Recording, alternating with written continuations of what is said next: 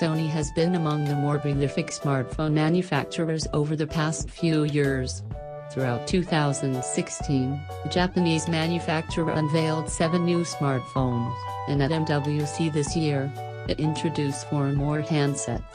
The top device in the latter bunch was the Xperia XZ Premium. With the XZ Premium, Sony promises unparalleled experience thanks to its revolutionary camera tech, excellent 5.5-inch 4K display and Qualcomm's latest silicon, the Snapdragon 835. Let's see if it delivers.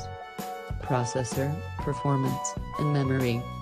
A powerhouse through and through, the Xperia XZ Premium doesn't fail to impress.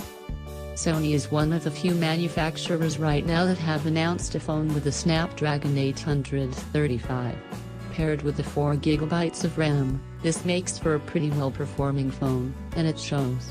Using the Xperia XZs with the older Snapdragon 820 feels cumbersome and slow after a few days with the XZ Premium, despite the fact that both handsets sport almost identical software.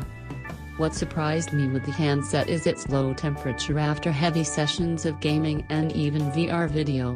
Most phones I've used heat up significantly when you put them in the relatively enclosed Google Cardboard, but the Xperia XZ Premium, while slightly warmer than usual, was not as hot as I expected.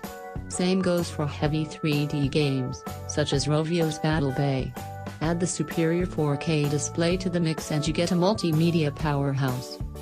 The handset also comes with 64GB of user storage, which is pretty much the standard, and it's easily expandable via microSD.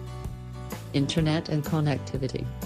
As would be expected from the flagship, the Xperia XZ Premium comes with all the bells and whistles when it comes to connectivity, including LTE, NFC, GPS and so on.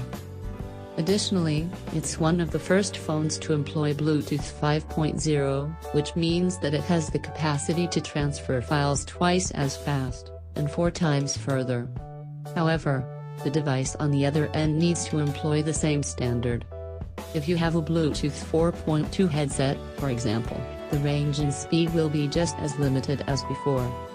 We still don't know whether or not any of the US carriers will be selling the device, so when it comes to LTE connectivity, make sure to check with your carrier whether the bands of the device you plan to buy are supported. Otherwise, you might be stuck with a great and expensive handset, without the ability to employ its full potential.